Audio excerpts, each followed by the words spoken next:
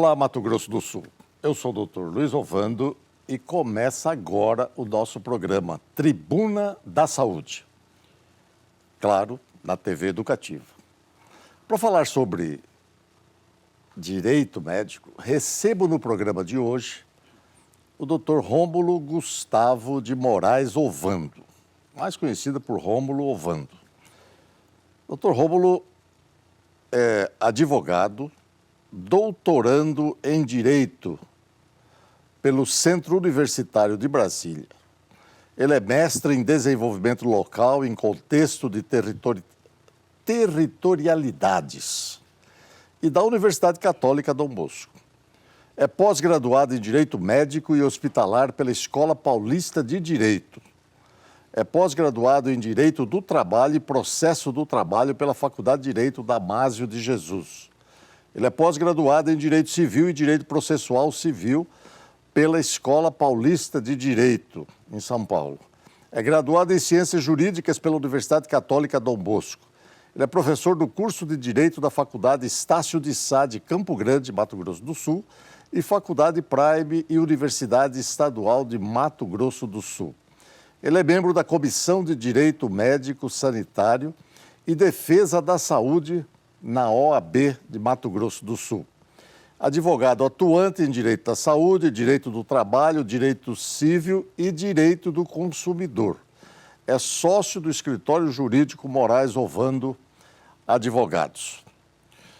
Dr. Rômulo, muito obrigado pela presença, pelo nosso convite, aceito naturalmente. E eu quero colocar aqui uns aspectos interessantes para já lhe dar a palavra e já discorrer sobre essa questão de direito médico. Nós, infelizmente, temos visto ao longo do tempo uma piora no relacionamento médico-paciente e isso tem aumentado demais os processos. E aqui eu quero ler um dado estatístico importante que fala que, de acordo com o Conselho Nacional de Justiça, em 2020 foram registrados 516.374 processos judiciais relacionados à saúde em todo o país. Segundo dados do Ministério da Saúde, entre 2010 e 2020, o número de processos judiciais relacionados à saúde aumentou mais de 1.000%, passando de cerca de 102 mil para mais de 1.300.000 processos. Eu, particularmente, como médico, fico preocupado. Por que isso está acontecendo? O que tem aí no meio que fez com que houvesse tanto processo judicial contra médico ou contra circunstâncias de saúde?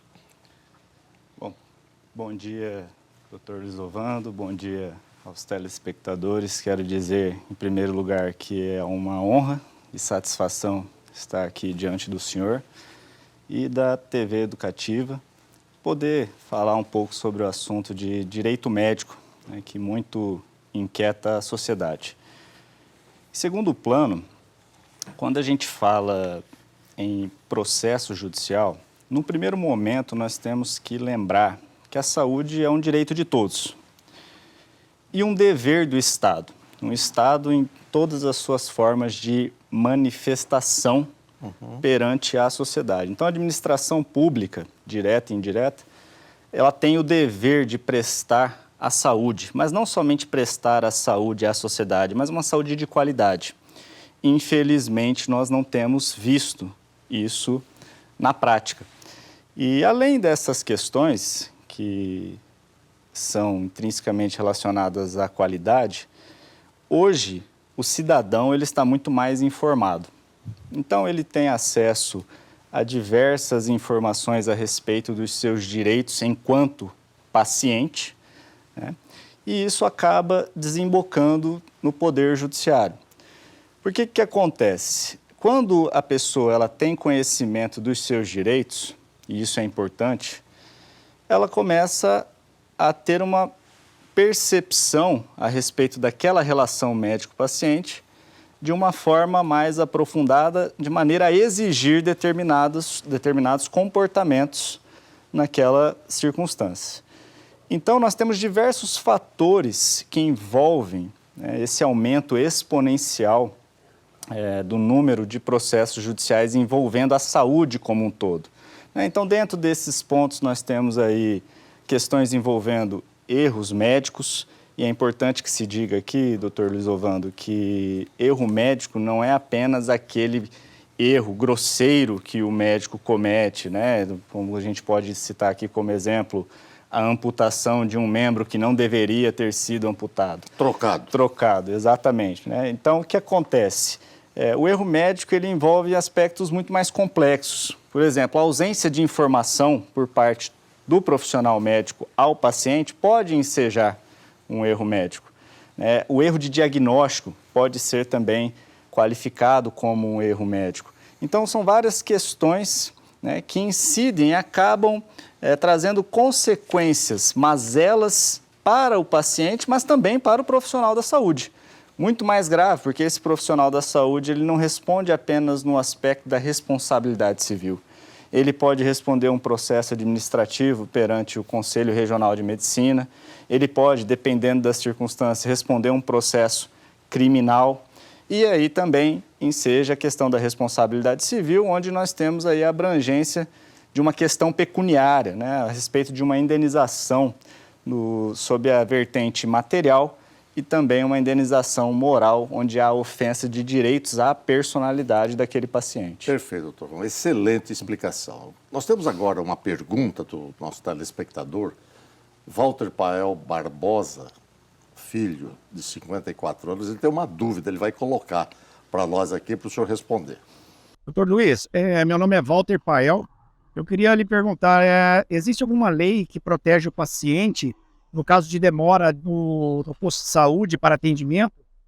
Semelhante ao atendimento bancário, que existe uma lei que protege. E eu queria saber se existe alguma lei que protege esse paciente no atendimento do posto de saúde. Existe sim, Walter. O doutor Rômulo vai responder isso, mas é importante você colocar, porque de uma maneira geral, né, o médico precisa estar atento a essa questão de cumprimento de horário marcado para o paciente, tanto do consultório privado como do consultório público. E também, né, a questão que precisa o paciente, a população, de uma maneira geral, saber se o médico atrasa, ele não está atrasando porque ele quer. Às vezes entrou antes de você um paciente mais grave, que ele precisa gastar mais tempo. Mas o doutor Rômulo vai falar sobre isso. Doutor Rômulo, essa pergunta que ele faz, existe lei específica para isso? Quero agradecer ao senhor Walter Pael pela contribuição, pela pergunta que é muito pertinente e é algo que nós vemos com muita frequência dentro dos atendimentos médicos como um todo. Doutor Luiz Ovando, o que acontece? Nós temos uma legislação municipal, aqui do município de Campo Grande, Mato Grosso do Sul, que é a Lei 5258 de 2014, especificamente no seu artigo 5º, ela dispõe diversos prazos para que o atendimento seja prestado em unidade que contém atendimento de pronto atendimento de saúde. E é importante que se diga que não é aplicável somente aos serviços públicos, mas também aos serviços privados que contenham o pronto atendimento.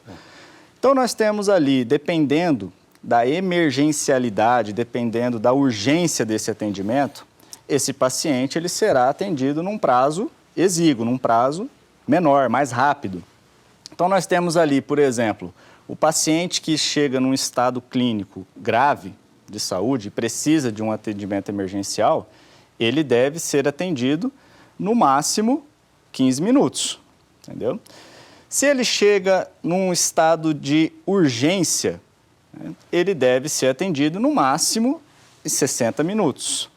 E assim sucessivamente, nós temos ainda o prazo de 120 minutos e de 240 minutos. Então, nós temos essas previsões com relação ao prazo na legislação. Então, aí, nesse caso, entra, doutor Rômulo, a questão do protocolo de Manchester. É importante também que o senhor mencionou esse protocolo. O que acontece? Esse protocolo de Manchester, ele faz uma triagem no que tange ao atendimento médico a ser prestado a este paciente.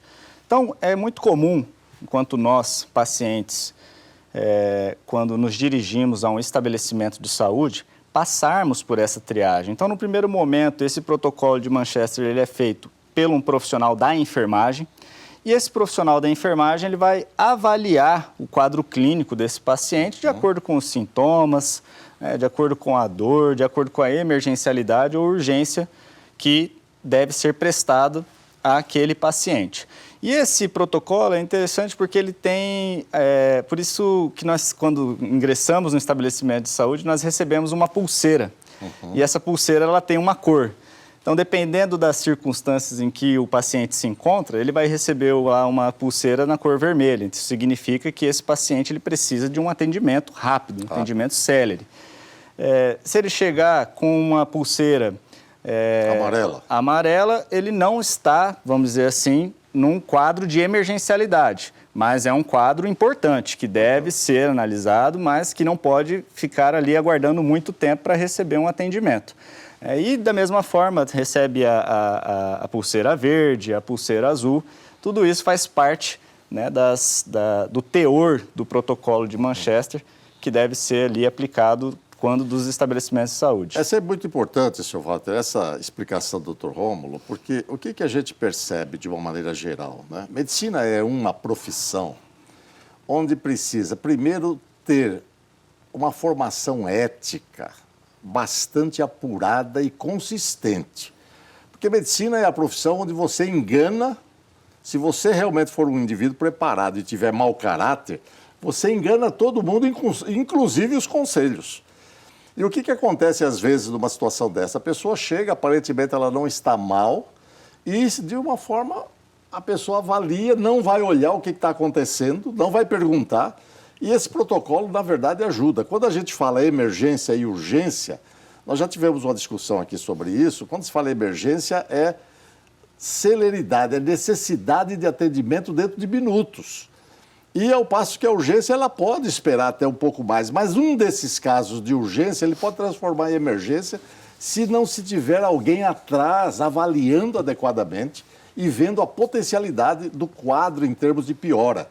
Então isso a gente vê com relativa frequência, né? Às vezes o paciente chega, está falando, ele está numa agitação psicomotora, isso do ponto de vista psiquiátrico é relativamente comum, doutor Mauro. E aí chega lá e a pessoa é colocada numa maca, encostada num canto lá, porque está respirando, porque está falando, deixa aí para depois. Então essa é uma coisa que infelizmente tem que ser alertado e lamentavelmente acontece. O psiquiátrico é o que mais tem problemas. Nós estamos chegando ao fim do nosso primeiro bloco, doutor Raul, e vamos, no segundo bloco, a gente já passar para essa questão da importância da avaliação adequada através desse protocolo de Manchester, que é fundamental para se evitar fatalidades, infelizmente, que aparentemente o pessoal está bem, mas que acaba evoluindo de uma forma diversa. Nós já voltamos, não saia daí.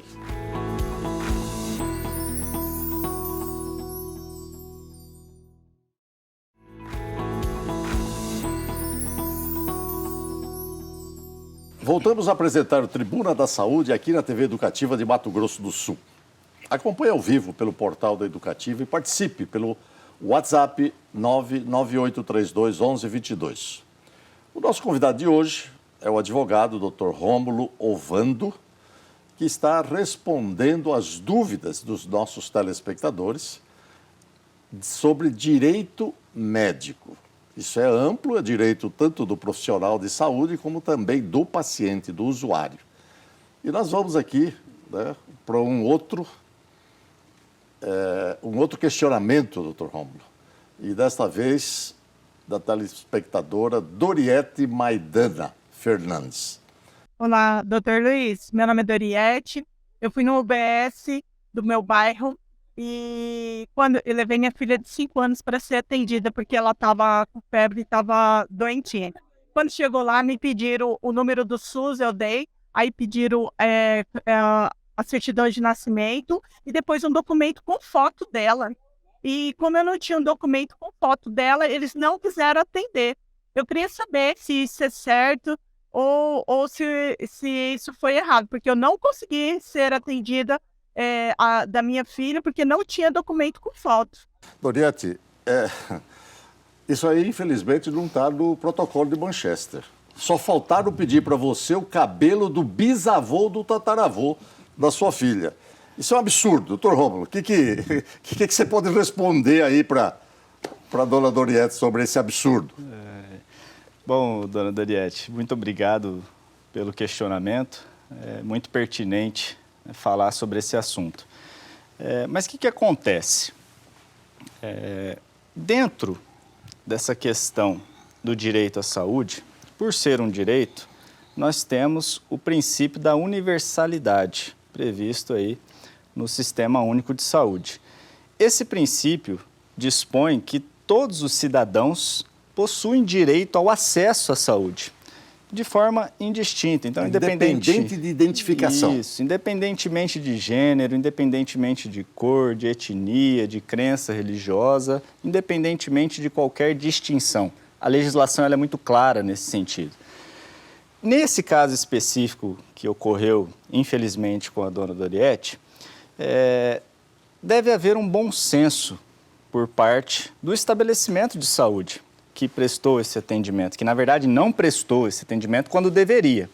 Porque o que acontece? Se a pessoa, né, e no caso um menor, chegou acompanhado da mãe e a genitora possuía a documentação, certidão de nascimento, o cartão do SUS, onde constava ali a numeração, a identificação dessa criança, não pode haver a negativa de atendimento. Então, faltou um bom senso por parte dos profissionais da saúde que fizeram essa triagem, né, e conforme o senhor mencionou, isso não está previsto no protocolo de Manchester, mas é importante que se diga também que as pessoas devem estar portando documentos que possam identificá-las perante aquela situação.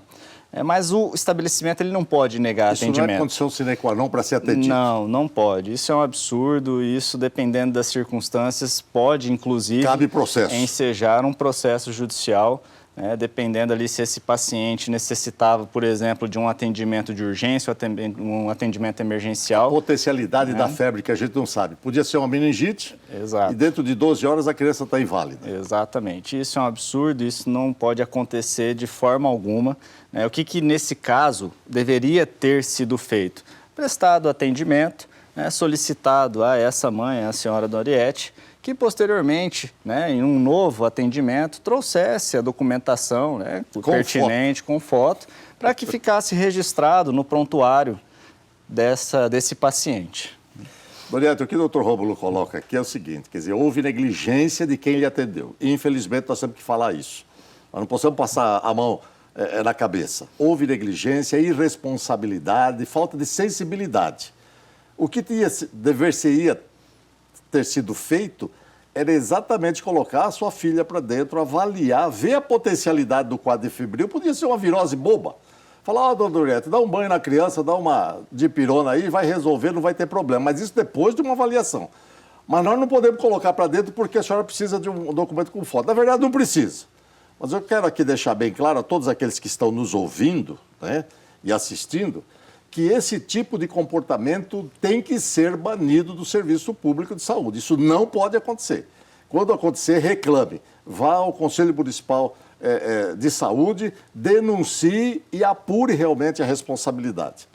Doutor Ramos, passando por uma questão agora que a gente vê com relativa frequência, que são os consultórios, onde não há urgência, E o indivíduo é avaliado, é visto. O que se faz necessário nesses casos? O que é realmente o tratamento digno, que o paciente tem direito? A gente vê isso com relativa frequência, reclamações, e por isso o aumento do número de processos. O que é isso? Doutor Luiz, o que acontece? No âmbito do direito médico, o direito da saúde, nós temos alguns direitos basilares, que eu costumo dizer que são direitos aplicáveis tanto ao profissional da saúde quanto ao paciente, porque é uma relação bilateral. Ambas as partes possuem deveres e direitos. Então, nós temos aí direito à informação, direito ao sigilo, direito à autonomia, direito a um tratamento digno, humanizado e adequado. No âmbito dos consultórios médicos, é importante que se diga isso, nós temos ali a possibilidade de caracterização de uma relação consumerista. E a relação consumerista atrai... Consumerista que você diz é de consumo. Isso, atrai a relação do direito do consumidor. Então, essa relação ela já é regida pelo Código de Defesa do Consumidor, de maneira que este consumidor ele é a parte hipossuficiente. Então, nós estamos falando ali que o paciente ele é a parte hipossuficiente, a parte mais fraca naquela relação médico-paciente. E dentre essa questão da hipossuficiência, ele tem diversos outros direitos que estão esculpidos lá no Código de Defesa do Consumidor. Quando nós estamos diante dessa questão do atendimento digno, do atendimento humanizado e adequado, é possível dizer o seguinte: esse paciente, ele está num momento de dor. Fragilidade. Ele está num momento sensível de sua vida, ele está num momento de fragilidade. Ele não está procurando ajuda médica porque simplesmente hoje eu estou feliz, vou ao médico, não tenho o que fazer, vou lá incomodar o médico. Exato. Então, o que acontece? Ele quer um atendimento atencioso, ele quer que o profissional dê a devida importância à causa dele, mesmo que seja uma patologia simples de ser tratada, vamos dizer assim, igual o exemplo que o senhor mencionou agora há pouco a respeito da febre, né, da dipirona, que pode, claro, evoluir para quadros mais graves.